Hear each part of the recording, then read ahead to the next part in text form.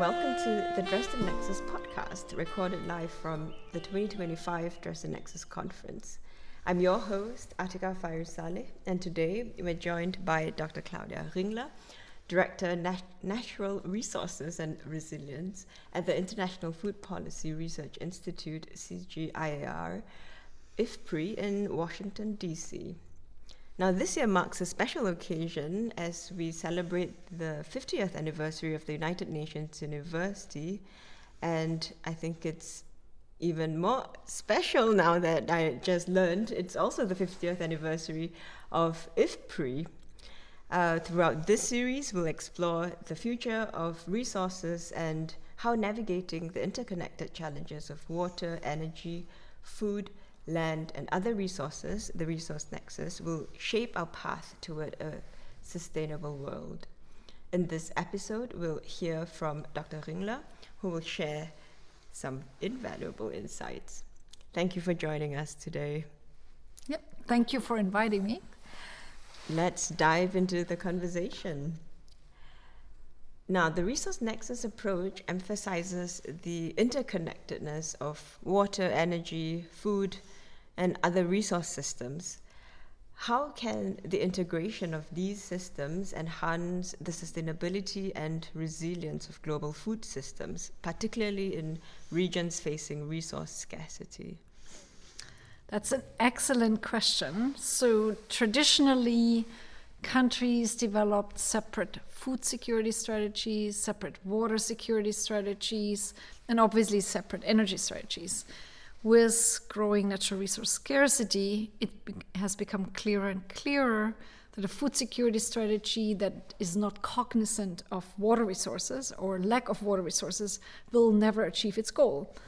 Because obviously there is no food without water, and there's no food security without water security.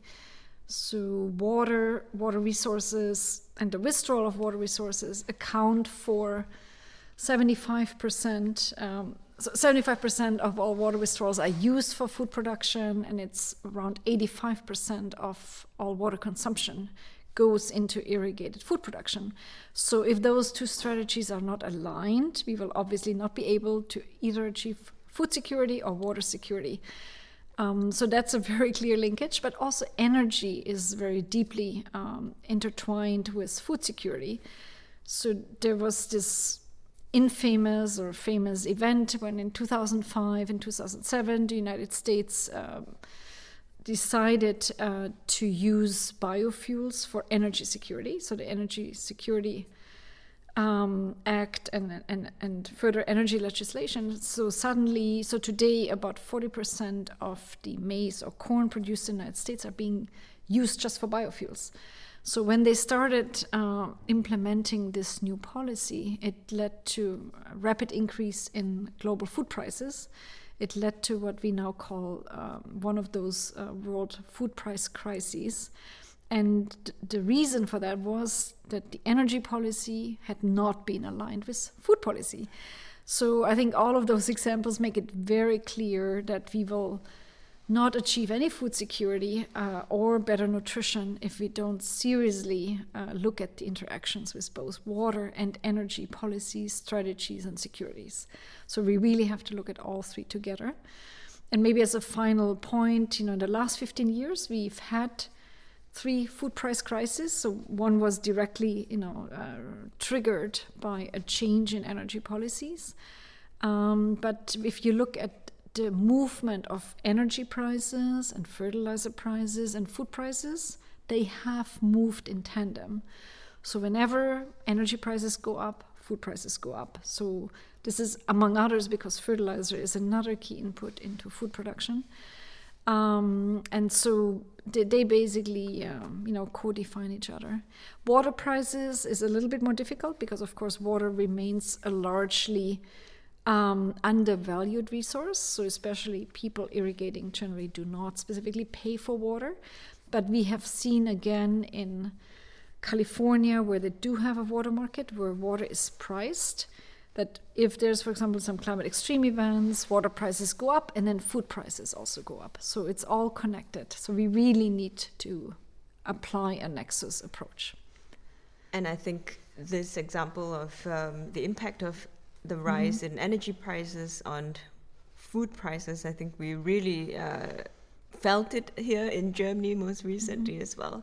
So definitely, I think that is important. And thank you for bringing energy into the picture, because that's exactly what I was also going to ask. Energy plays such a crucial role in transforming food and water systems, especially in the context of climate change adaptation and mitigation.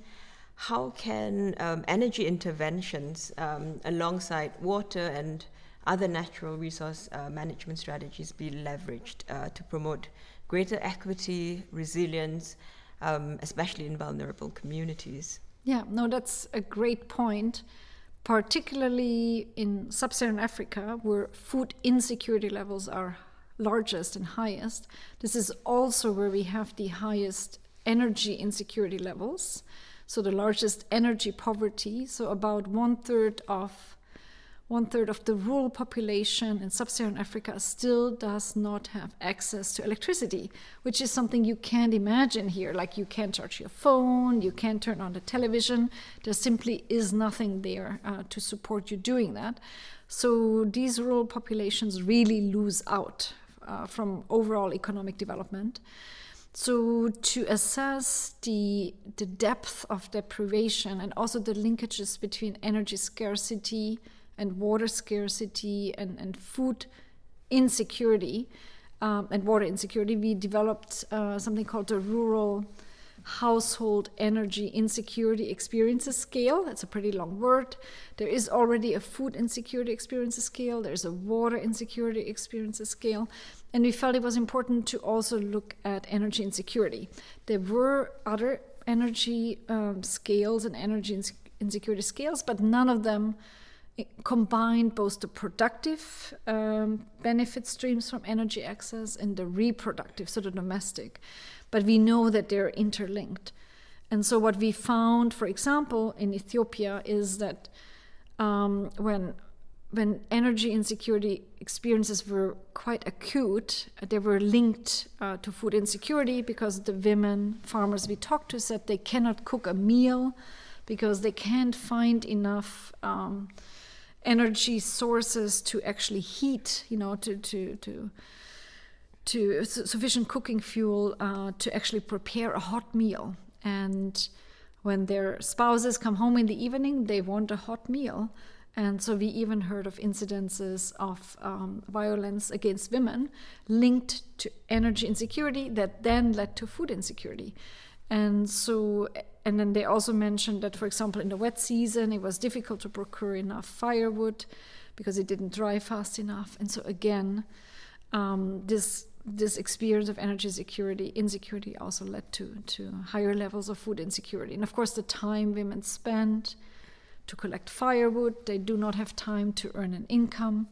They do not have time to purchase a more nutritious food items, and also obviously to prepare a healthy meal. So there is very clear connections. There's also clear evidence that if there's electricity in rural areas, the likelihood of people investing in more perishable production of more perishable foods, such as vegetables, or even milk, to store milk or to commercialize milk production, is much higher, because you do need cold storage for these areas. And of course, schools and health clinics cannot survive without serious electricity access. And again, we know that outcomes for pregnancies and for babies, they're severely compromised if the villages do not have electricity at the local clinics. So it's all connected. If we do not have energy security, we certainly will not have food security, and we will not have anything close to sustainable livelihoods in rural areas. Now, looking ahead, what emerging trends in natural resource management do you believe will be crucial for achieving the UN Sustainable Development Goals? And how can stakeholders prepare to address them?